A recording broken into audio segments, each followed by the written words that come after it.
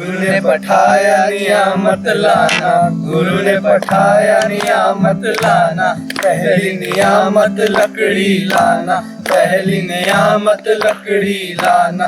जंगल झाड़ के पास न जाना, जंगल झाड़ के पास न जाना। गीली सूखी बजाए के चेला, गीली सूखी बजाए के चेला। गांठी बांध के लाना, गुरु ने पठाया नियामत लाना, गुरु ने पठाया नियामत लाना। दूसरी नियामत जल ले आना, दूसरी नियामत जल ले आना। कुआं बावली के पास न जाना, कुआं बावली के पास न जाना। नदी नाला बचाए के चेला, नदी नाला बचाए के चेला। तुम्बा भर के लाना, अरे तुम्बा भर के लाना। गुरु ने पठाया नियामत लाना, गुरु ने पठाया नियामत लाना। तीसरी नियामत आटा लाना, तीसरी नियामत आटा लाना। ग्राम नगर के पास न जाना, ग्राम नगर के पास न जाना। टूटा पीसा छाड़ के चेला, टूटा पीसा छाड़ के चेला। झोली भर के लाना, झोली भर के लाना। गुरु ने पठाया नियामत लाना, गुरु ने पठाया नियामत लाना। आखिरी नियामत गुरुता लाना, आखिरी नियामत गुरुता लाना। गुरु के पास ठहरना जाना, गुरु के पास ठहरना जाना। ढोंगी वचनी बचाए के चेला, ढोंगी वचनी बचाए के चेला। तेरे अंदर वाला लाना, तेरे अंदर वाला लाना। गुरु ने पठाया नियामत लाना, गुरु ने पठाया नियामत लाना। कहे कबीर सुनो भाई साधो, कहे कबीर सुनो भाई साधो। जो यह पद का अर्थ लगावे, जो यह पद का अर्थ लगावे। सोई संत सुजाना, सोई संत सुजाना। गुरु ने पठाया नियामत लाना, गुरु ने पठाया नियामत लाना। गुरु ने पठाया नियामत लाना, गुरु ने पठाया नियामत लाना।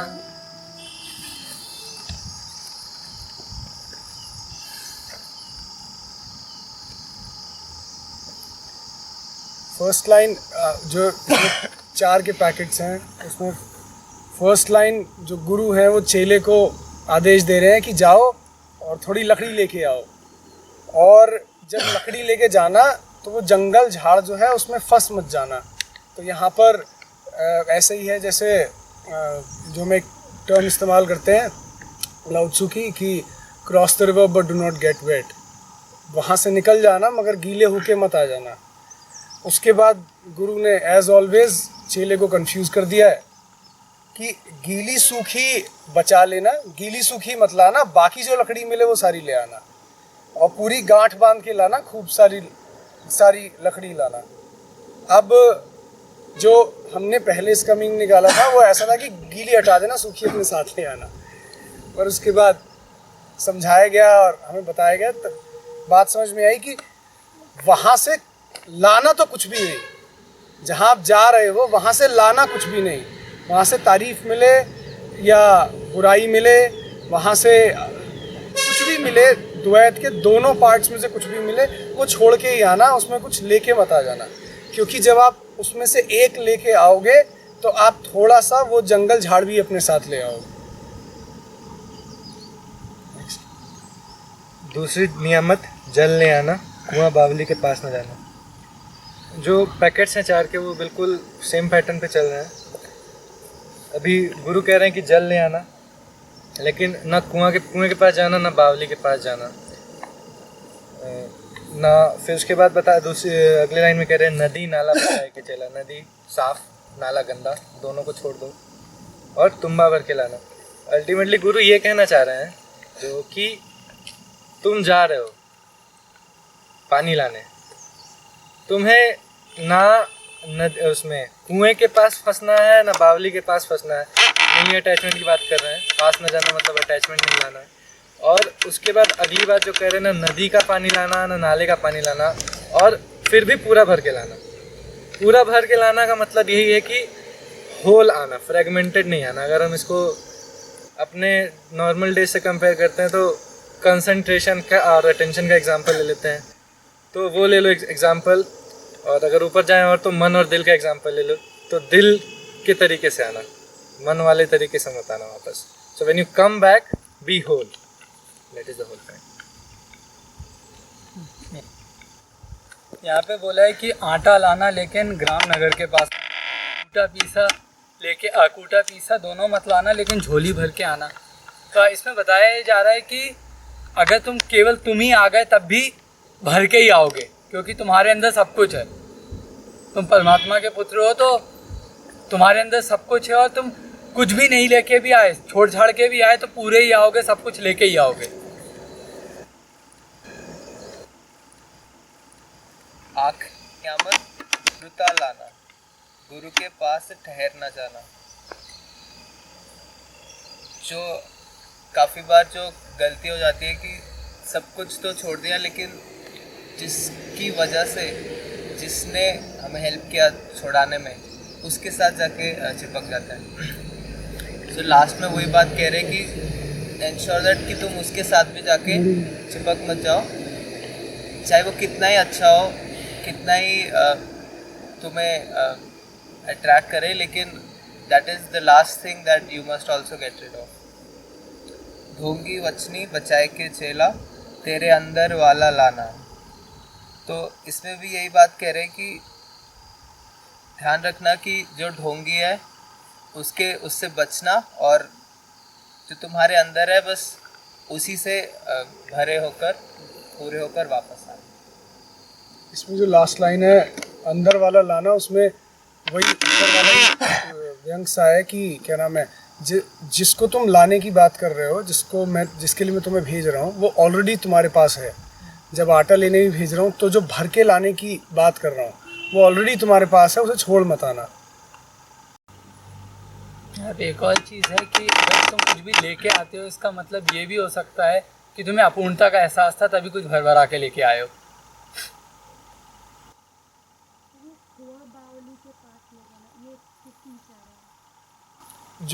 अच्छा, पहली बात तो जो लास्ट पैराग्राफ है उसका हमें मतलब समझ नहीं आया, इसलिए हमने उसको थोड़ा साइड कर दिया। जो लास्ट वाला पैराग्राफ, नहीं वैसे बता रहा हूँ, लास्ट वाले पैराग्राफ का मतलब समझ नहीं आया इसलिए स्किप कराया उसे। शायद कुआं बावली से जो मतलब समझ आ रहा है, वो कुएं के लिए एक एडजेक्टिव यूज़ किया गया है कि वो अपने वश में कर लेता है। नहीं, जहाँ नीचे से पानी आता है उसको बावली कहते हैं। वो जो बेस होता है, जहाँ स्प्रिंग, तो वो जो जहाँ से अभी वो बता रहे हैं कि जहाँ से पानी आता है उसको बावली कहते हैं। तो इसका मतलब वो इतना गहरा है, वो तुम्हें सक कर लेगा, वो तुम्हें पकड़ लेगा, इसलिए उसके पास मत जाना, दूर दूर ही रहना।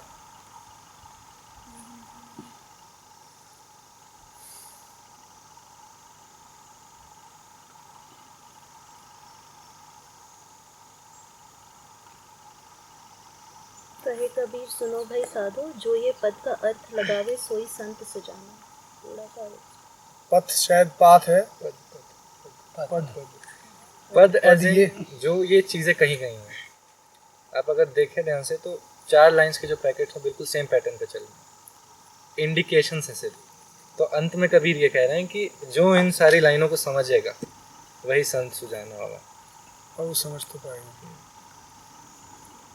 क्यों इंडिकेशन से हमें कहा जा रहा है आटा ले आओ, पानी ले आओ, लकड़ी ले आओ, क्या है ये पद? क्या है यहाँ पे पद? पद मतलब ये जो लाइंस होती है उन्हें पद कहते हैं। और शायद ये आखिरी में जो बात लिखी कि जब इसका अर्थ लग जाएगा तो बात पूरी हो जाएगी। जिस चीज़ का अर्थ लगा पाते हैं वो ये होती है कि आप गए और कुछ लेके आने का मतलब है you plus something came back. तो ये हम अर्थ लगा सकते हैं, जो अर्थ लगा पाएंगे। शायद इसका अर्थ लगाने की कोशिश करी तो फिर बस घूमते रह जाएंगे, और शायद वो घूमना ही ज़रूरी है कि आप गए और कुछ लेकर आए पर कुछ प्लस नहीं हुआ, शायद माइनस ही हुआ पर कुछ प्लस नहीं हुआ, और जो लेने गए थे वो ऑलरेडी पास में था। तो इसका अर्थ लगाना डिफिकल्ट है। ये कभी मत भूला करो, ये कभी मत भूला करो कि जो बात कही जा रही है किससे कही जा रही है।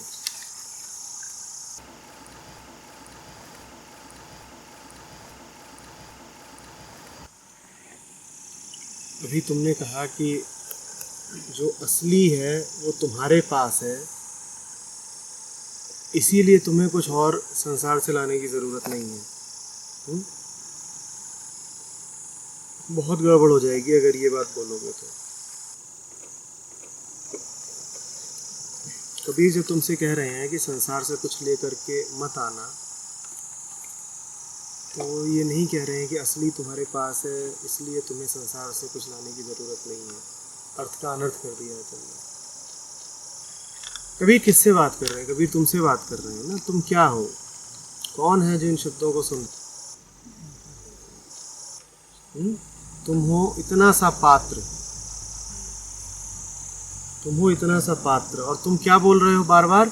जो असली है वो मेरे पास है, तो इसीलिए मुझे किसी और की ज़रूरत नहीं। जो असली है, जो पूर्ण है, वो तुम्हारे इतने से पात्र में है।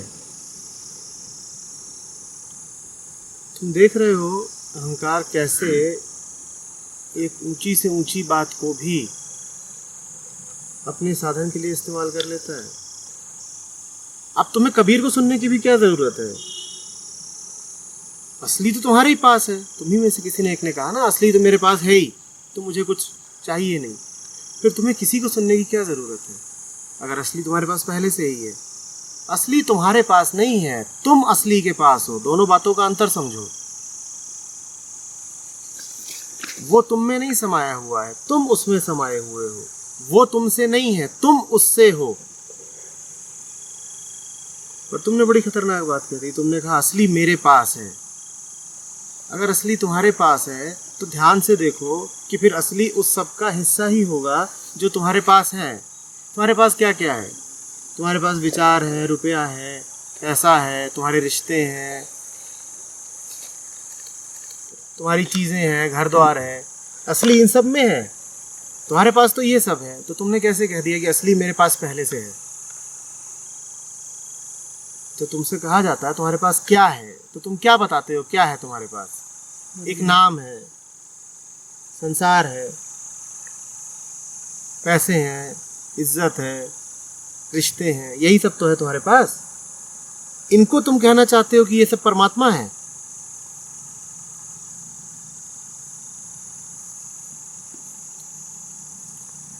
जब तुम कहते हो वो मेरे पास है, तो ये गहरे अहंकार की बात हो जाती है।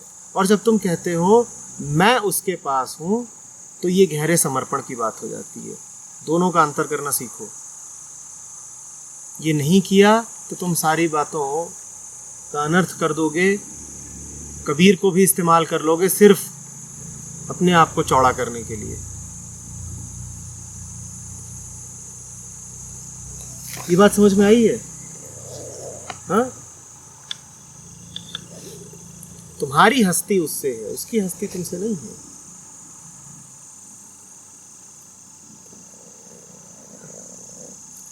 नहीं तो फिर तो बहुत आसान हो जाएगा तुम्हारे लिए अपनी हर बात को जस्टिफाई करना।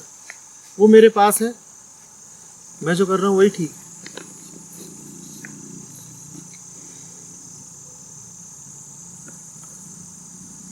दूसरी बात तो तुमने कही कि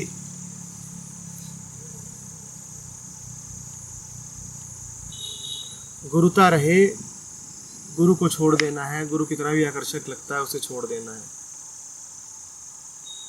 कौन है जो गुरु को छोड़ेगा?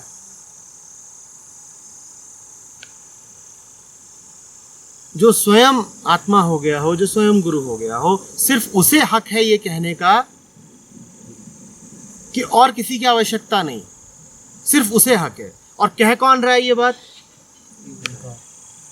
अभी कह कौन रहा है ये बात? क्या आत्मा बोल रही है? अहंकार बोल रहा है। अहंकार को तो बड़ी सुविधा दे दी तुमने, बड़ा सुविधा दे दी। और ऐसे ही वक्तव्यों की तलाश में रहता है अहंकार। कि देखिए आखिरी बात तो ये है कि ज्ञान को भी छोड़ देना है। आखिरी बात तो ये है कि ये भी छोड़ देना है, वो भी छोड़ देना है। जो छोड़ेगा उसको तुम जानते हो क्या? तुम वो हो, तुम्हें उसका जरा भी पता है वो जो छोड़ने वाला होगा वो कैसा होगा? वो ये बात ही नहीं करेगा कि छोड़ देना है। बात कौन करने में रुचि दिखा रहा है? जिसकी अभी छोड़ने की अवस्था ही नहीं है, जिसके लिए अभी बहुत जरूरी है कि पकड़ के रखे। कि कबीर अगर गा रहे हो तो बिल्कुल सर झुका दो कबीर के पाँव में। जिसको अभी ये जरूरत है कि ये नाम ही ना ले, कि कहीं छूट ना जाए। जिसको अभी ये जरूरत है कि अगर उससे कह दिया जाए कि तुम्हें एक दिन कबीर को छोड़ना पड़ेगा तो रो पड़े, आंखों में आंसू आ जाए, कहीं ये आपने कह कैसे दिया कि छोड़ना पड़ेगा। जिसको अभी ये जरूरत है वो बड़े ठाट के साथ कह रहा है देखिए आखिरी बात तो ये है कि सबको छोड़ देना चाहिए। कौन अष्टावकर, कौन कबीर, कौन रिभु, हम सबको छोड़ देंगे। तुम छोड़ोगे? तुम्हें अभी पकड़ के रखना है। तुम तो वो हो जो पकड़ के नहीं रख पा रहा है, जिससे छूट छूट जा रहा है। तुम छोड़ने की क्या बात कर रहे हो? तुम्हारी हालत तो अभी ये है कि तुम चाहते भी हो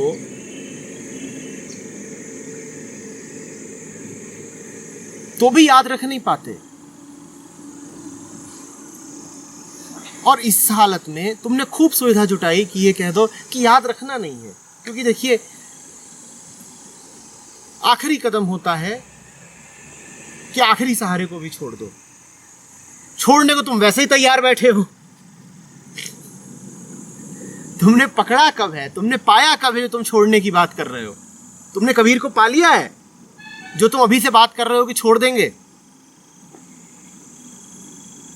लेकिन छोड़ने में बहुत रुचि है क्योंकि मन उधर को लग नहीं रहा, इसीलिए जल्दी से बोल दिया छोड़ देंगे। पकड़ना है ये याद नहीं है, उनसे जानना है, उनसे सीखना है, शरणागत होना है, ये नहीं याद है। ये जल्दी से बोल देते हो कि छोड़ देंगे।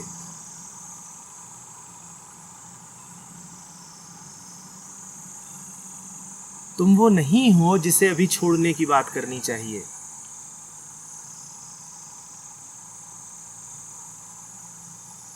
हाँ, अहंता को बहुत मजा आता है कल्पना करने में कि मैं अब वो हो गया जो छोड़ सकता है।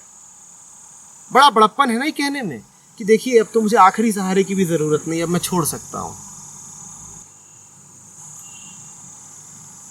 कितना अच्छा लगता है कहने में कि नहीं, तो तुमने झट से ये बोल दिया।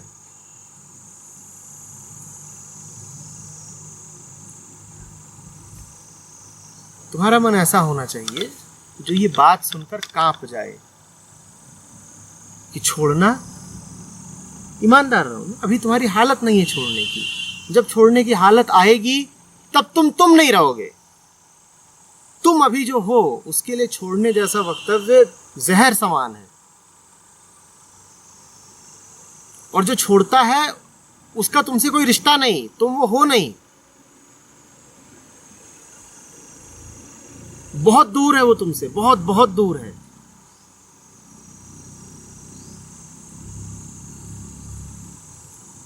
बात आ रही समझ में क्या कह रहा हूं?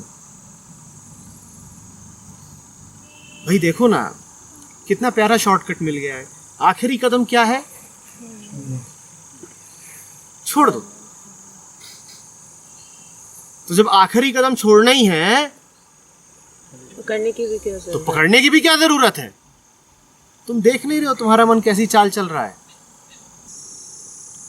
जब अंत में जाके छोड़ ही देना है तो अभी फिर ये सब क्या बात होती रहती है कि ये पढ़ो और ये जानो और ये गीत गाओ और ये समझो। जब आखिर में ये सब छोड़ ही देना है तो अभी क्यों पकड़ रहे हैं?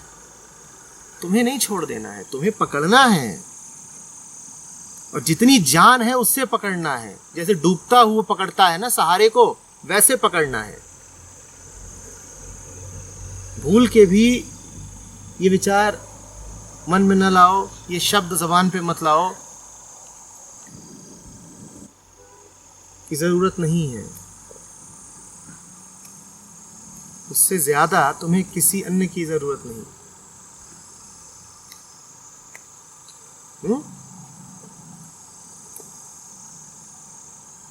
देखो परम सत्य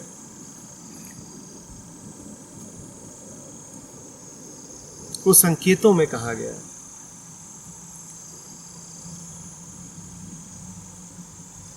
एक तरह से आवृत करके रखा गया, छुपा के। उसकी वजह थी, उसकी वजह यही थी कि ऊंची से ऊंची बात जब ऐसे कान में पड़ जाती है जो भी उसको सुनने को तैयार नहीं है, तो वो उसका खूब दुरुपयोग करता है और अपना खूब नुकसान कर लेता है।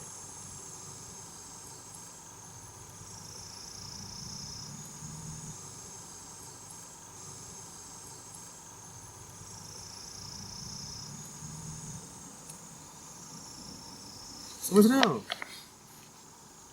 फिर इसीलिए तुमको आंशिक बातें बोली जाती हैं, फिर इसीलिए तुमको खिलौने दिए जाते हैं। अब एक तरफ तो ये बात दुर्भाग्यपूर्ण है कि तुम्हें खिलौने दिए जाएं, कि तुम्हें पूरी बात न बताई जाए। दूसरी ओर ये भी तथ्य है कि अगर तुमको सत्य दे दिया गया तो वो ऐसी आग है कि तुम उससे खुद को ही जला लोगे। जैसे बच्चे के हाथ में बम दे दिया गया हो, वो अपना ही नुकसान कर लेगा। और कुछ वैसा ही अभी होता दिखा कि तुमको एक बात बताई गई और उससे तुम अपना ही नुकसान करने को तैयार हो गए तुरंत, और कुछ याद रहे न रहे ये तुमने पकड़ लिया।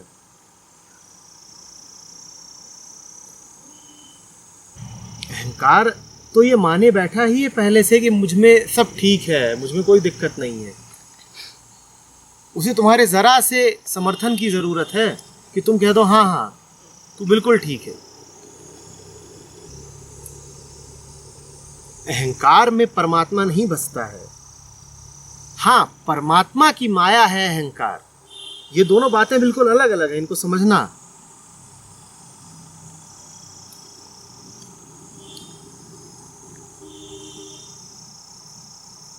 संसार से सत्य नहीं उपजता है, सत्य का नाच है संसार। दोनों में पहला कौन है, केंद्रीय कौन है, मूल कौन है, ये भूल मत जाना। तुमने तो गंगा ही उल्टी बहा दी कि वो मेरे भीतर है। तुम्हारे भीतर नहीं है। तुम क्या हो? तुम हाड़ मांस के पुतले हो। तुम क्या हो? तुम विकारों के पिंड हो। तुम्हारे भीतर थोड़ी बसता है वो, तुम उसके भीतर बसते हो।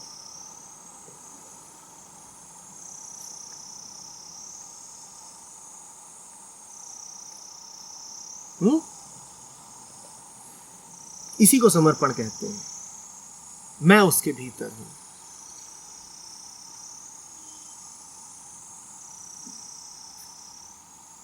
जब तुम कहते हो वो मेरे भीतर है तो बड़ा कौन हो गया? मैं। और जब तुम कहते हो मैं उसमें समाया हुआ हूं, तब तुमने किसकी सत्ता जानी? उसकी। तो सावधान रहना, ये भूल मत कर बैठना। नहीं तो अहंकार ने परमात्मा का प्रश्रय दे दिया। ये अहंकार नहीं है, परमात्मा है। वो मेरी आवाज थोड़ी है, अहंकार की आवाज नहीं, परमात्मा की आवाज है। वो बोलता है मेरे भीतर से।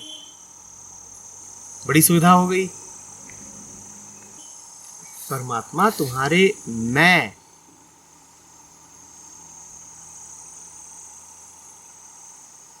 की बढ़ोतरी का नाम नहीं है, मैं के विगलन का नाम है। जिसको तुम बोलते हो मैं, जब वो पूरा हटता है तब जो विराट शेष रहता है, तब जो असीमित मैं आता है, वो परमात्मा है। क्षुद्रता को ही अगर बचाने लग गए तो विराट को कैसे पाओगे?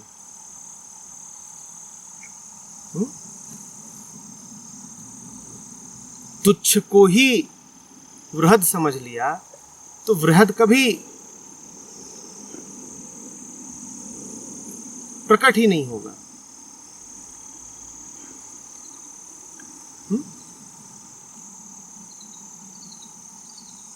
अब गौर करना कि कबीर ने जो कहा उसमें तुमने अपनी ओर से जो जोड़ा, जाओ मन से पूछो काहे को जोड़ा, जाओ पूछो।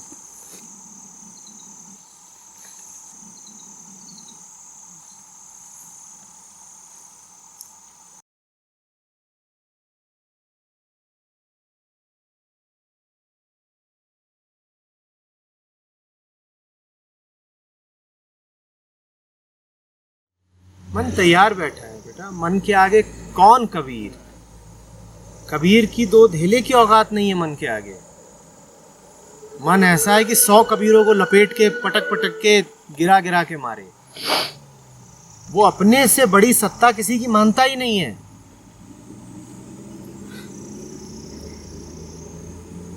इतनी बार कबीर तुम्हें और क्या सिखाते रहते हैं, क्या सिखाते रहते हैं? माया तो ठगनी बड़ी, ठगली नहीं। और खूब हंस रहे होंगे, कह रहे होंगे मैं ही सिखाता हूं माया ठगनी बड़ी, और मेरे ही पदों को गाते समय ठग लिए गए।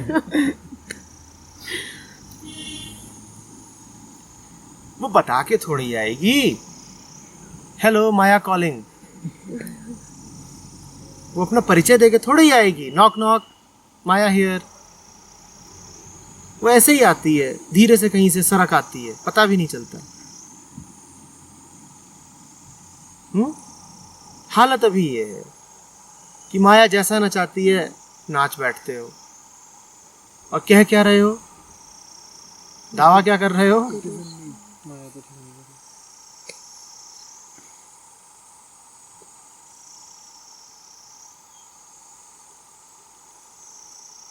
यहाँ पेड़ों में इधर उधर हंस हंस के बावली हो रही होगी।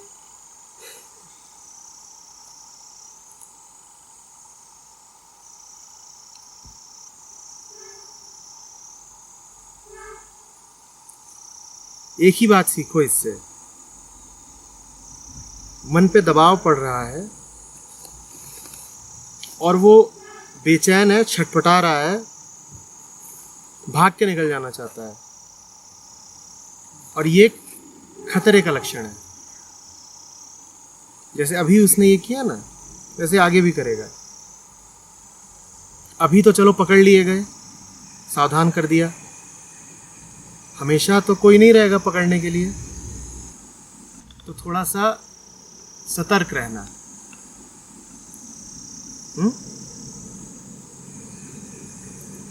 जब दिख जाए कि चूहा भागने के लिए बेताब है तो समझ जाना चाहिए कि अब वो कुछ भी करेगा, कहीं भी छलांग मारेगा, कुछ भी कुतर देगा। चूहा है ना, ये बेताब है, छटपटा रहा है। उसके चारों तरफ तुमने दीवार खड़ी करी है, एक कबीर की दीवार है, एक रिभु की दीवार है, एक तरफ रमण को खड़ा कर दिया है, शाम को बुल्ले शाह भी आ जाएंगे। अब वो घिर गया, वो छटपटा रहा है कि भागूं, कैसे भागूं, कुछ भी करेगा, सतर्क रहो।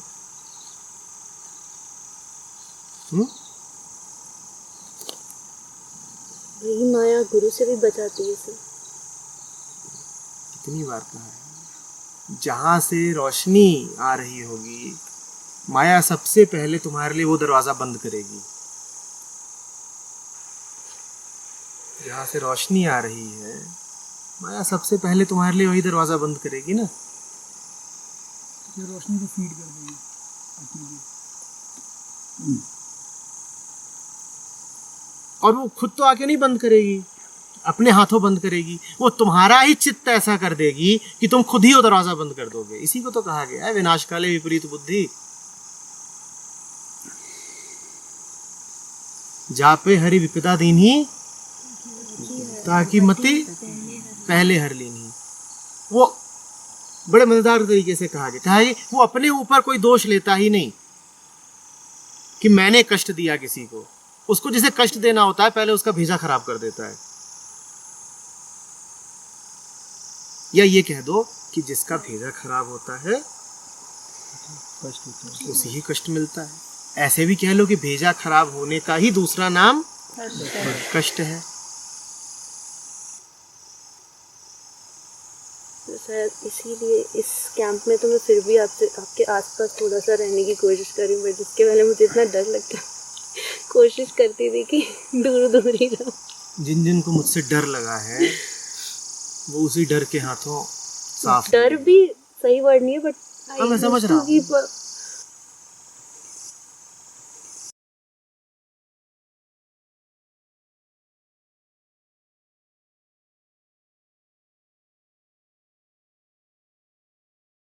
बिल्कुल। और तुम लोग जब कई बार करते हो तो मैं इरिटेशन।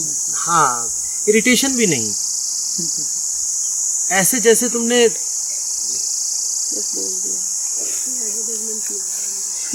मैं बताता हूँ जो उसकी एग्जैक्ट फीलिंग होती है क्या होती है। जैसे कि तुम्हें पता भी ना हो, तुम्हारे सामने कोई बहुत साफ ऊंचा आदमी खड़ा हो और मुझे दिख रहा है कि तुम अनजाने में ही उसकी बेइज्जती करे जा रहे हो। उसको फर्क नहीं पड़ता, बोलेगा नहीं, लेकिन सर जैसे एक एग्जांपल माइंड में आया कि जैसे कभी कभी होता नहीं, किसी की BMW खड़ी रहती है या मर्सिडीज खड़ी है, उसके सामने खड़े होकर फोटो खिंचा रहा है। वहां तो तुमने फिर भी उसकी कुछ औकात रखी, अपनी गिराई। जब उसके साथ तुम फोटो खिंचाते हो तो तुम अपने को छोटा बनाते हो। वो बहुत फिजिकल चीज होती है। जब जिस समय जिस क्षण में थोड़ा भी रियलाइज करते हो, पूरा नहीं कह रहा हूँ, थोड़ा भी रियलाइज करते हो ना, the immensity of what you're talking of, then the body itself shivers. It's a physical feeling. It's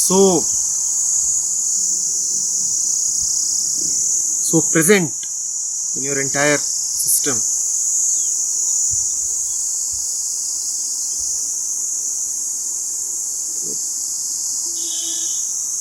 You really, the mind, even the physical mechanism experiences it. It is happening. मैं ये नहीं कह रहा हूँ कि तुम ज़बरदस्ती अब उसको कहो कि it is happening, I am experiencing it. It just happens. उसके साथ लूजली नहीं बात की जाती, खिलवाड़ नहीं किया जाता। कोई मर्यादा की बात नहीं है कि नहीं किया जाता। हाँ, मतलब नहीं करते हो, जब रियलाइज करते हो तो करोगे नहीं। You're talking about something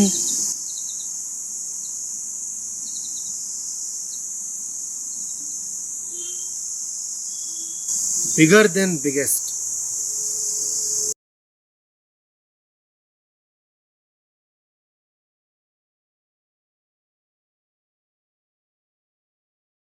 तुम कह रहे हो ठीक, यही बात अभी ऋभु गीता में पढ़ोगे कि ये सब नहीं है, लेकिन दो जगहें हैं जहाँ से तुम ये कह सकते हो कि कुछ नहीं है। एक तो ये कि विराट है, उसको देखा और फिर समझ में आ गया कि बाकी सब कुछ मूल्यहीन है। समझ में आ रही है बात? की कोशिश करें। कुछ इतना बड़ा दिख गया है कि बाकी सब कुछ ना बराबर हो गया है। एक तो ये है कि सत्य के सामने भ्रम फिर नहीं है। तो नहीं यहाँ से आया, कहाँ से? सत्य के सम्मुख भ्रम नहीं। सूरज है तो अंधेरा, ये एक नीति है। और दूसरी ये है, और वो भी ठीक है, वो गलत नहीं है, कि अंधेरा है तो बिल्कुल तथ्य है ये बात, बिल्कुल तथ्य है ये बात कि अंधेरा है तो सूरज नहीं है। अब तुम देख लो तुम्हें किसको नहीं बोलना है। अंतर समझ पा रहे हो? एक बात होती है कि प्रकट हो गया सूरज, अब जितने अंधेरे के भूत थे वो सब नहीं है, अंधेरों की परछाइयां, अंधेरों के भ्रम, वो सब। और दूसरा ये है कि मैं ऐसे अंधेरे में जी रहा हूं कि सूरज नहीं। और तुम्हारी बात गलत नहीं है, बात अभी बिल्कुल ठीक कह रहे हो। किसको नहीं बोलना है अब तुम ये देख लो।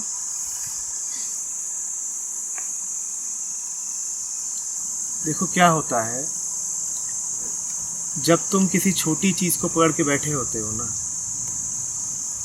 तो तुम्हारा बड़ा स्वार्थ जुड़ जाता है ये कहने में कि बड़ा है ही नहीं, क्योंकि तुम्हें अपने उस छोटे को बचाना है, अपनी छोटी सी दुनिया को बचाना है, किसी भी तरीके से बचाना है।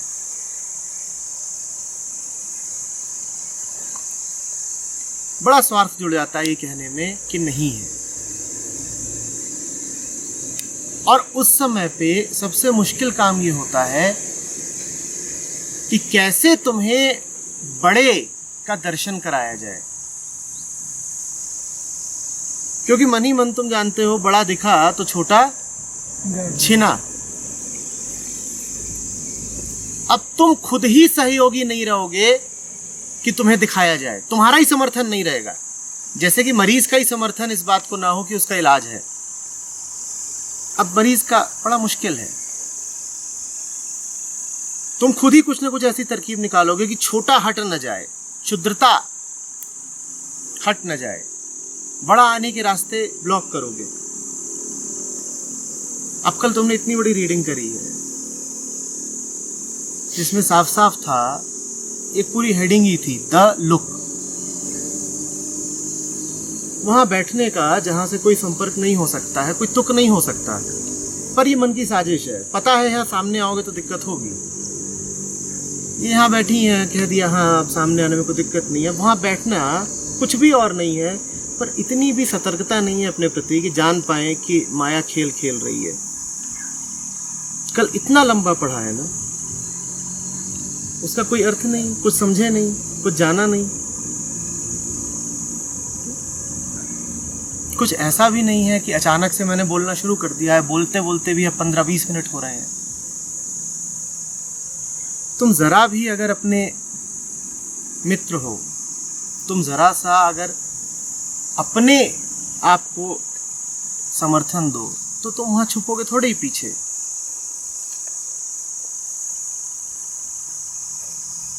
अब मैं दोहरा रहा हूं, माया बोल के नहीं आएगी कि मैं माया हूं, वो तो ऐसे ही रहेगी, छोटी छोटी बातों में इधर उधर छुप जाओ।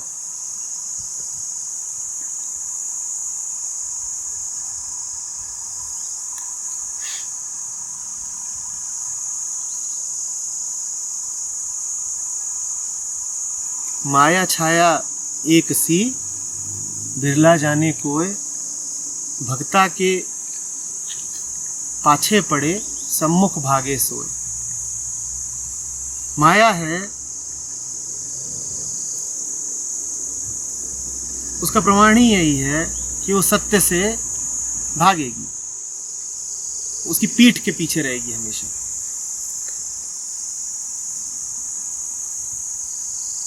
और जो मिल नहीं रहा है, जो छद्म है, जो भागा जा रहा है, उसके पीछे पीछे भागेगी, किस तरह इसको हासिल कर लूं, ये हासिल कर लूं, वो हासिल कर लूं, तरक्की, पैसा, ये वो, खुशियां, उनको हासिल कर लूं। भगता के पीछे पड़े, सम्मुख भागे सोए। जो सम्मुख है ही उससे बचेगी, उससे भागेगी। माया छाया एक सी, माया और छाया दोनों की प्रकृति एक जैसी है। छाया हमेशा सूरज से विपरीत चलती है, छाया कभी सूरज की तरफ नहीं देखोगे। जहां प्रकाश है, छाया उससे उल्टी भागेगी। माया छाया एक सी। इन्हीं जरा जरा सी बातों में तो सतर्क रहना होता है ना। जिंदगी कोई बड़ी बातों का नाम नहीं होती है, ये हम कितनी बार चर्चा कर चुके हैं। कोई बैंड बाजा बजा के ये कहने नहीं आएगा कि अब बड़ी घटना घटने जा रही है, आप सब सावधान हो जाएं, चूके ना, बड़ा मौका आ रहा है, फाइनल एग्जाम है, इसको मत मिस करिएगा, भले ही पूरा सेमेस्टर आपने बर्बाद किया हो। ज़िंदगी में ऐसा नहीं होता। ज़िंदगी में जो मैकेनिज्म है वो बड़ा कॉन्टिन्यूअस और डायनामिक है। वहाँ लगातार लगातार परीक्षा है प्रतिपल, और हर पल एक छोटा सा होता है, उसकी क्या सत्ता है और उसके अलावा किसी की सत्ता नहीं है। हर पल बहुत जरा सा होता है, उसको चूके तो सब चूका, और उसको चूकना बड़ा आसान है। क्यों? इतना सा तो है, चूक गए। पर जब चूकते हो तो ये पूछ लो, इस इतने से के अलावा जिंदगी में है क्या? ये तो है, इतना ही सा है, बात बिल्कुल ठीक है, पर इस इतने से के अलावा जिंदगी में और है क्या? इसको चूका तो बचा क्या?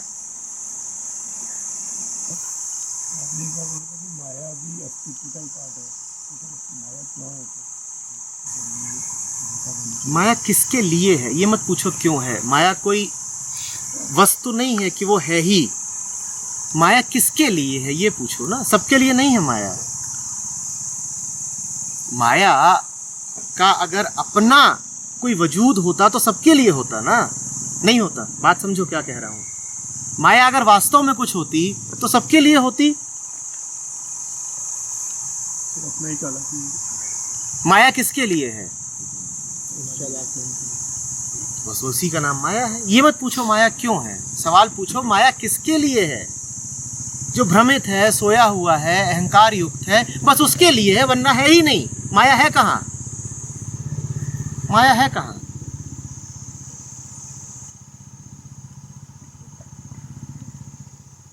राजा को राजा बनाए रखना ही माया। सपना किसके लिए है? सो रहा है। अब तुम पूछो सपना क्यों है, सपना क्यों है? सपने में बहुत कुछ चल रहा है, तुम पूछो सब क्यों है, क्यों है, किसके लिए है? जिस क्षण जगे उस क्षण सपना नहीं है, माया नहीं है।